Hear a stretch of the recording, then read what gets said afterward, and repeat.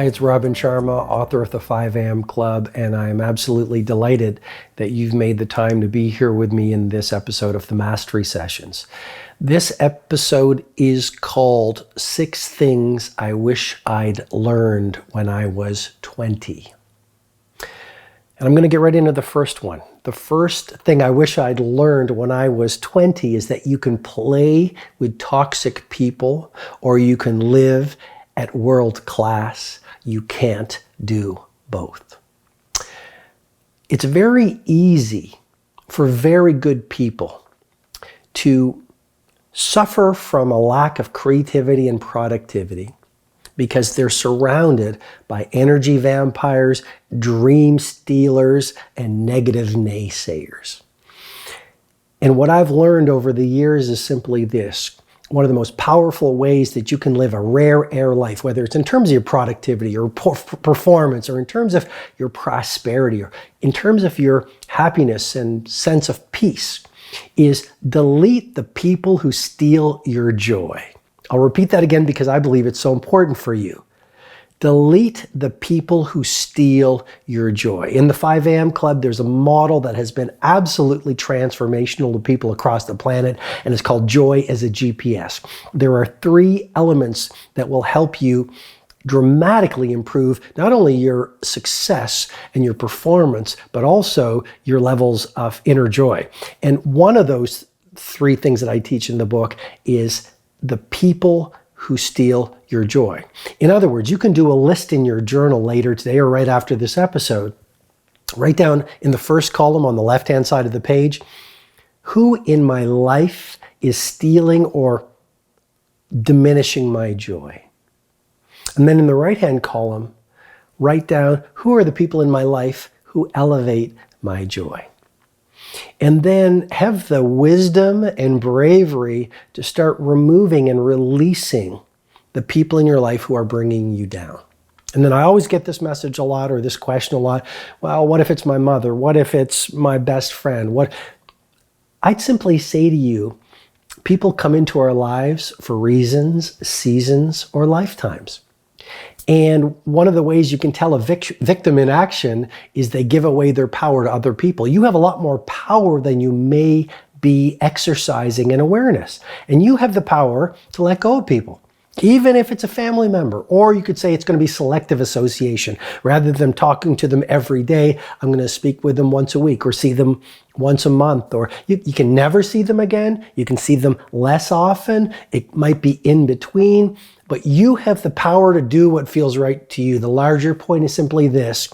The first thing I wish I'd learned when I was 20 is you can be around energy vampires or you can change the world. You don't get to do both. The second thing I wish I'd learned when I was 20 is that everything that happens to you is for your growth. A bad day for the ego is a great day for the soul.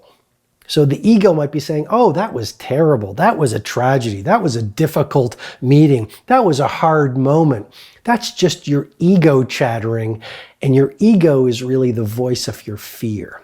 You want to become much more aware, not of your ego, but of your higher self, that primal genius, that native hero that lurks at your core under the layers of fear, doubt, and disbelief. And the more you start to get to know your bravest, strongest, truest self, and the more you stand in your true power versus your fake power, the more you're going to realize everything that happens to you, whether it's been a tragedy, a subtle adversity, is for your growth. Therefore, it's all good. You know, what I'd offer to you is simply this. Don't be a resentment collector. It's a term maybe you've never heard from me before. Be not a resentment collector. A lot of people, what they do is, it's all about being positive. It's all about everything being in the sunshine. Well, that's not really a true life. As a matter of fact, if you want to be a legendary leader, you've got to go through a lot of suffering. You've got to be knocked down and then be willing to continue. You're going to be laughed at and you're going to be ridiculed. You're going to face self-doubt. You're going to be exhausted at times. You're going to face all sorts of challenges if you want to get to your Mount Everest. And if you're listening to the ego as well as the dominant messaging of our culture, which is everything needs to be happy and sunshine and puppies and roses and rainbows and butterflies, then you are going to miss one of the key insights I wish I learned at 20, which is everything that happens to you is good. Everything that happens to you is for your growth. Everything that happens to you is designed to help you burn away your ego and build more fluency and intimacy with your authenticity. What do I mean by that? I really think it's the times of suffering that make you great. We all, as we go through life, have our Robin Island seasons. And I'm encouraging you in this episode to develop an appreciation of not only adversity, but maybe even a love of tragedy. And you might say at that point, Robin, you've gone too far. And I would simply say, imagine how brave you will be if you are detached from all outcomes. Whether it's a tragedy, whether it's a victory, you still feel joyful, powerful, and peaceful. That is where the legends play. That is the place you want to get to. Detachment. Literally, you let everything go. One of the things I also wish that, and this is not one of the 6, but I wish when I was 20, I'd learned the power of letting go. Letting go of trivialities, letting go of, things that are not really that big. But point number 2 is really this. You want to remember that everything that happens to you is for your growth. And if it's for your growth, and if the difficult things make you stronger, wiser, more relatable, more authentic, more loving, tougher, more creative, well, then that's good. Why would you resist it? Why not befriend it? The third thing I wish I'd learned when I was 20 years old. This is not going to surprise you. When you own your morning, you'll elevate your life.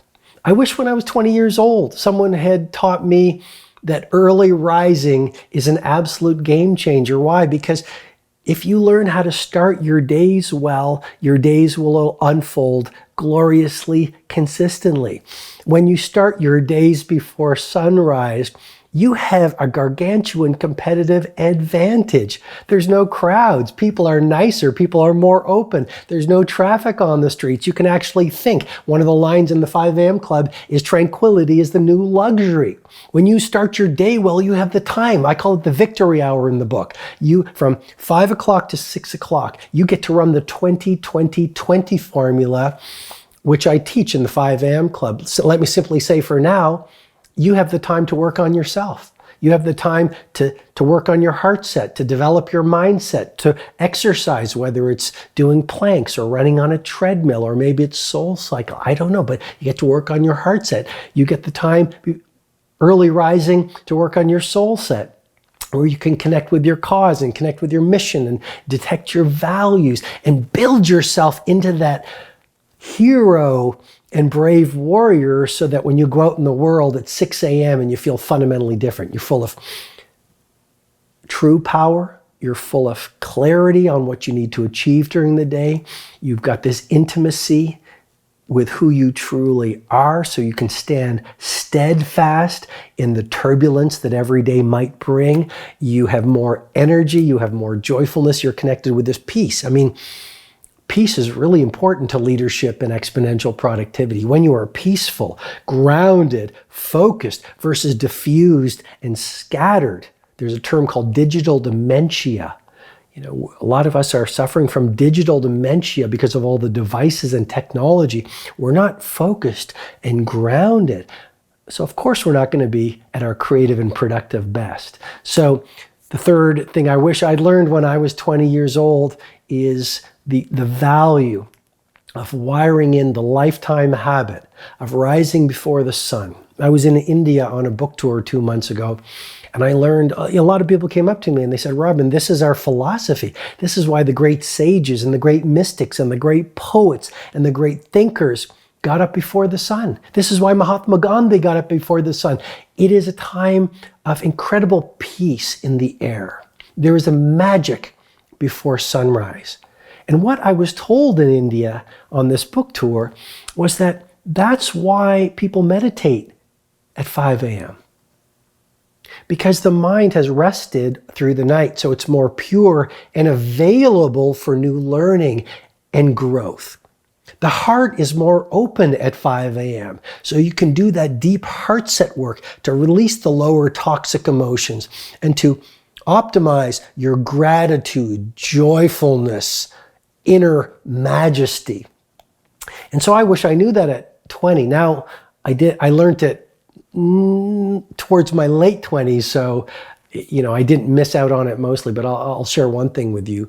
Joining the 5 a.m. club and rising before sunrise and running the 20-20-20 formula is absolutely transformational. Hi, it's Robin Sharma, and I really hope you're enjoying this episode of the Mastery Sessions. I'm absolutely delighted that people from across the planet are getting such great results from what I'm doing in the Mastery Sessions. Well, for a long time, we've received so many requests from advertisers to put their ads on the Mastery Sessions, and I have resisted doing so. And yet what I wanted to do very quickly is offer you 2 resources that I absolutely know will create some marvelous shifts and elevations and results in your performance and in your personal life. The first is my book, The 5 a.m. Club. If you have not read it, you really need to know it's one of the best-selling books on the planet right now for a reason. It is transforming the lives of everyday heroes and people who want to make their ascent to world class. Definitely read The 5 a.m. Club. You are going to find it a very special book for your rise to world class. Secondly, for years, people have been asking me, Robin, we want you to be our mentor. Robin, we want you to be our coach. We want to learn what you've taught to the billionaires and the NBA superstars and the other professional athletes and the film icons and the titans of industry.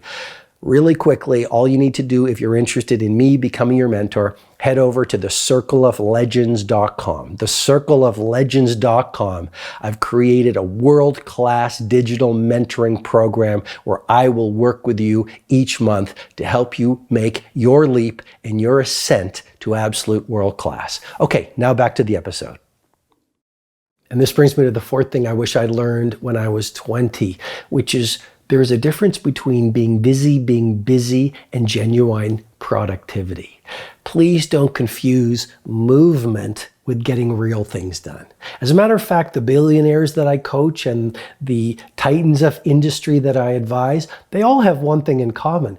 They really don't work super hard. They are much more interested in quality work than busy work.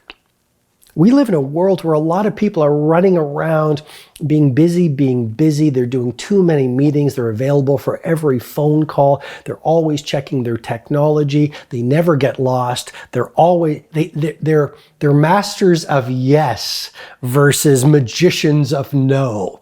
And so their lives become very complicated. And yet the true superstars that I've worked with, they're much less interested in complexity and they're much more invested in simplicity.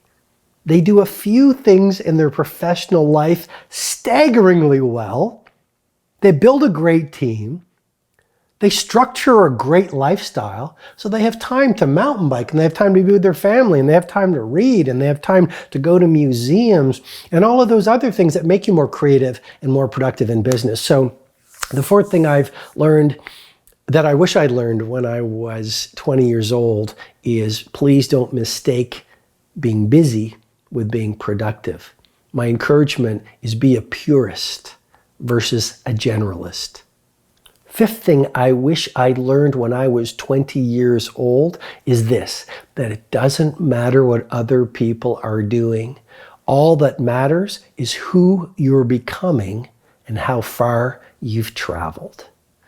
So I understand a lot of us have a herd mentality. I understand that in this world of ours, especially with social media, we are suffering from an addiction to comparison. It makes me think of what Theodore Roosevelt once said. He said, comparison is the thief of joy. I'll repeat that again because it's such a valuable idea, to me at least. Teddy Roosevelt said, comparison is the thief of joy. And real leadership is not about followership, it's about leadership. In other words, you can follow the crowd, do what everyone's doing, think the majority thinking, operate the way everyone is operating. Or you can run your own race, trust your instinct, be authentic, speak with your own voice, pursue your own ambitions, and be your own woman or man. But you can't do both. And yes, when you don't follow the crowd and when it doesn't matter to you what others are thinking and doing, you're going to be a freak. I'd simply offer you an insight. Hopefully it'll put a smile on your face, which is everyone seems normal until you get to know them. And so yes, the outside might call you a freak or weird or eccentric, but what's more powerful than being true to yourself? Shakespeare said it really well. He said, "To thine own self be true." And as I suggested, I wish I'd known when I was 20 years old, forget about what other people are doing and how they're thinking, forget about how they're living. You know, the majority of people are full of exhaustion, and the majority of people are addicted to distraction, and many people are depleted and disappointed, and many people have resigned themselves to average. So why would you follow what most people are doing? As a matter of fact, I think a great formula for world class is look at what most people are doing and go in the opposite direction. And all that really matters is who are you becoming and how far you've traveled. As human beings, it's really easy to beat ourselves up because we're not at our mountaintop. Well, that's the journey and process of world class. It's a lifetime pursuit. And you want to make the time to celebrate how far you've come in terms of your personal growth, in terms of your craft, in terms of your impact on other people and in terms of the lifestyle that you've created. And the sixth and final thing I wish I learned when I was 20 years old is that the most loving person in the room wins. So one of the dominant beliefs in our society is that to be brave and courageous and successful, in many ways, you need to work relentlessly. You need to push aggressively. You need to thump your chest. You need to express bravado. And that if you are loving, civil, punctual, polite, sincere, caring, you're a weakling. And what I want to share with you, having worked with many of the most successful people on the planet and many of the great enterprises, whether it's General Electric or Starbucks or Microsoft or IBM, Young Presidents Organization, IBM Watson, it just goes on, Nike. I want to offer you this. The best of the best understand that when you take care of the relationship, the money takes care of itself. The best of the best understands that the business of business is truly connecting with other human beings. And so the most loving person, and I really wish I knew this at 20,